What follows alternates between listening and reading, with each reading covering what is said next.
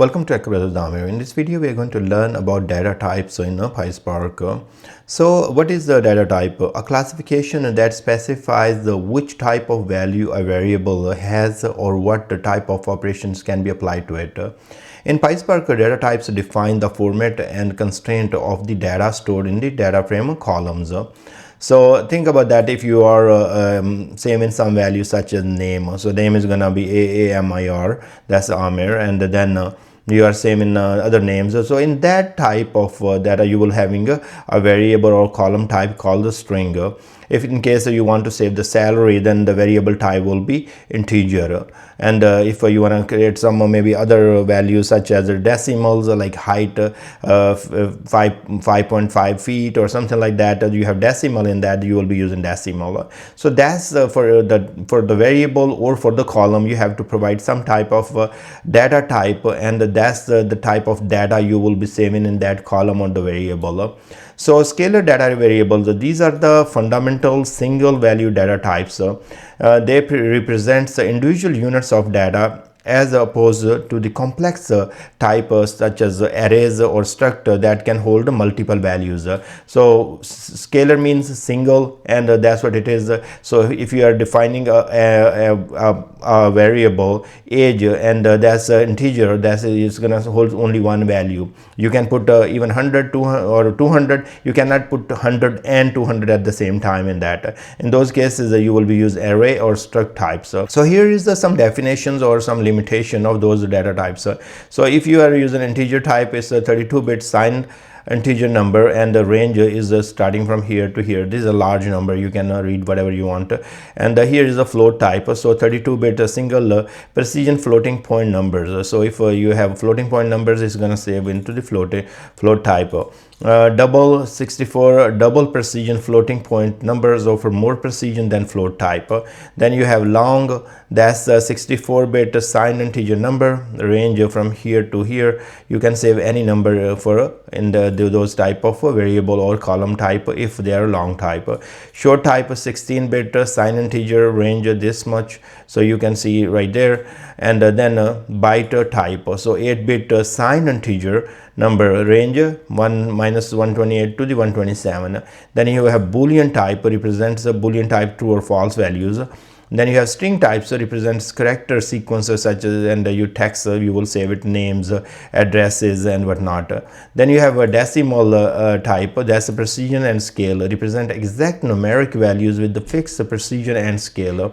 So what is precision? The total number of digits that can be stored in the number. And then what is scale? The number of digits to the right of the decimal point. So that's the definition of all these different data types. Now here I'm defining the sample data, and you can see that I have one, that's integer type. Then I have 3.14, that's a float type. Then I have 2.71, and there is a long list of numbers here, that's double type. Then what I have here, that's a big number I have, that's a long type. Then I have a small number without decimal, that's a short type. Then I have 127, that's a byte type. Then I have true value, that's a boolean type. And then I have Amir, that's a string type. And then finally I have this number, that's a decimal number. So I took as a string, and then we will convert to the decimal later.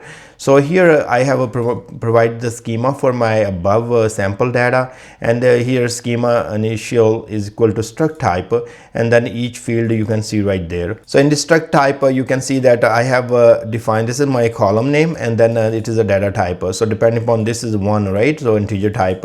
Then I have the second field, the float column, and then the type of this column is float type. So I kept going from here to here all the way, and that's the schema. So I have defined for each of these values, I have defined a field here and data type. Also I have put this value true, that means it can accept null values in case we want to add more data to the later on to the data frame. So here I'm creating a data frame, and I'm saying df string decimal equal to, that's my data frame name, you can give any name, equal to spark.create data frame. Then you have to provide the sample data. So I provided this data variable right there, that's a array right here, so I have right here. And then I have schema is equal to schema initial. So that's the struct type variable that I have created here, and that I'm using for my schema. Now once we run this one, it's going to create a data frame, and then we have I'm creating another data frame. I could have actually show you this one as well. So we can say df.show, and or we can other use different functions as well. So we can use if we want to see the schema, we can say df.print schema.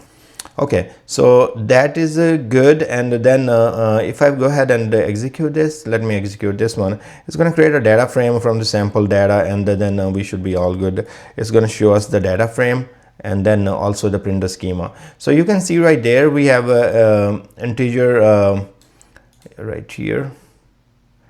So let me see, what did I do wrong here? Okay, I made the mistake in the spellings. So okay, so we have here is our data frame, and it has a integer column, float column, double column, long column, short column, and all those columns that we have defined in our schema. And then what we have here, we have this is our I have printed the schema. So you can see like integer column is integer, then float is float, and null label true, and all that. And here is decimal is equal to string. So I took that decimal as a string because in the Spark it was not letting me take directly a decimal number here. So I took as a string, and then I later converted to the decimal inside the data frame. So here I'm creating a new data frame, and in the data frame I'm saying this data frame that I created initially, then with column. So I'm replacing a decimal column with this value. So decimal column and cast to the decimal type 10,4. So that's what I'm doing here, and now the results will be saved into the def data frame, and then finally I'm printing that results, and then also showing you the schema. So I'm going to go ahead and execute the whole thing, and then you will see results right there. So above you can see it is string, right? And now when we go further down, we are seeing the same column for the def data frame, but the schema has changed from string to the decimal column 10,4. So this is how you will use different data types for your different variables or for your columns, and then you create the data frames out of it. So I hope this video is kind of helpful, and we can go further from there. This was a very basic where you need to save some data, and for that data you need to tell what exactly is the data type.